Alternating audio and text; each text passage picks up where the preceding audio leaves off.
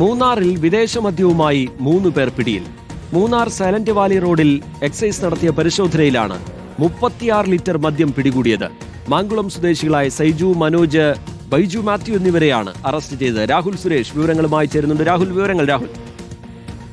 T K Rijith Devikulam excise നടത്തിയ വാഹന പരിശോധനയ്ക്കിടയിലാണ് 36 litre Indian നിർമ്മിത വിദേശ മദ്യവുമായി 3 പേർ പിടിയിലായിരിക്കുന്നത്. മൂന്നാർ സൈലന്റ് വാലി റോഡിലായിരുന്നു എക്സൈസിന്റെ വാഹന പരിശോധന നടന്നിരുന്നത്. അതിനിടയിലാണ് അനധികൃതമായിട്ടുള്ള വിൽപ്പനയ്ക്ക് വേണ്ടി കൊണ്ടുപോവുകയായിരുന്ന മദ്യം പിടികൂടുന്ന സാഹചര്യമുണ്ടായത്. മാങ്കുളം സ്വദേശികളായിട്ടുള്ള സൈജു, മനോജ്, ബൈജു മാത്യു എന്നീ തുടങ്ങി 3 പേരെയാണ് എക്സൈസ് അറസ്റ്റ് ചെയ്യുകയും ചെയ്തിരിക്കുന്നത്. മൂന്നാറിൽ മാത്രമാണ് നിലവിൽ ബെക്കോയുള്ളത്.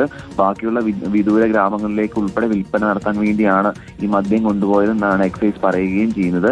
ഈ മദ്യക്കടത്തിന് ഉപയോഗിച്ച വാഹനവും എക്സൈസ് കസ്റ്റഡിയിൽ എടുത്തിട്ടുണ്ട്. നേരത്തെയും സമാനമായിട്ടുള്ള രീതിയിൽ പ്രതികൾ മദ്യവിൽപ്പന നടത്തിയിരുന്നു എന്നൊരു നിഗമനം എക്സൈസിനുണ്ടായിരുന്നു. നേരത്തെ തന്നെ വിവരം എക്സൈസിന് ലഭിക്കുകയും ചെയ്തിരുന്നു. ഇതിന്റെ അടിസ്ഥാനത്തിൽ തന്നെയായിരുന്നു കൃത്യമായിട്ടുള്ള പരിശോധന നടത്തിയത്.